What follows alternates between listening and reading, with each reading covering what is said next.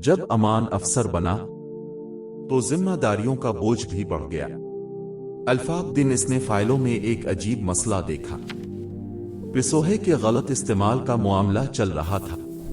अमान ने दिल में कहा, अब जुल्म के खिलाफ खड़ा होना होगा। कच्चे अफसर छप कर रिश्वत ले रहे थे। अमान ने रात को ही तहकीक शुरू कर दी। उसने हर सबूत जमा करना शुरू किया।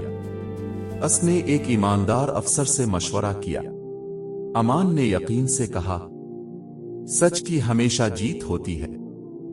बदउनवान अफसरान को खबर हो गई कि अमान तहकीक कर रहा है।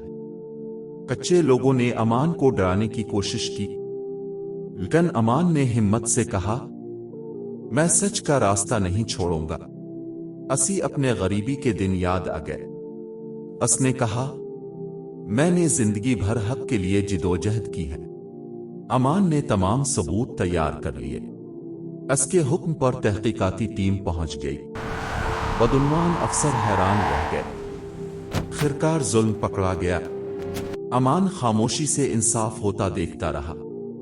लोग खुशी से दफ्तर के बाहर जमा हो गए। लोगों ने कहा, अपने हक को जिंदा कर दिया। अल्फाक बुजुर्ग ने दुआ दी, अल्लाह आपकी हिफाजत करे। अमान ने आजिजी से कहा, यह मेरा फर्ज था। बाद में अमान अपने गांव वापस गया। बच्चे खुशी से इसके पास आए। अमान ने कहा, इल्म और ईमानदारी को कभी ना छोड़ना। बच्चों ने कहा, हम भी मेहनत करेंगे। दर की वादियों में एक नई मिसाल कायम हो गई। अल्फाक लड़का जिसने अपने ख्वाब सच कर दिखाया। अल्फाक अफसर जिसने सच के सामने सर नहीं झुकाया। इंसाफ ने अमन को वापस ले आया।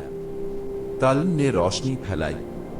अमान ने आसमान की तरफ देखकर कहा, शुक्र है या अल्लाह, मेहनत का सफर अभी भी जारी था। हक का रास्ता मुश्किल होता है, लेकिन जो सच के साथ खड़ा हो जाए वो दुनिया बदल सकता है। बेस्ट स्टोरीज, कहानी जो दिल को छू जाए।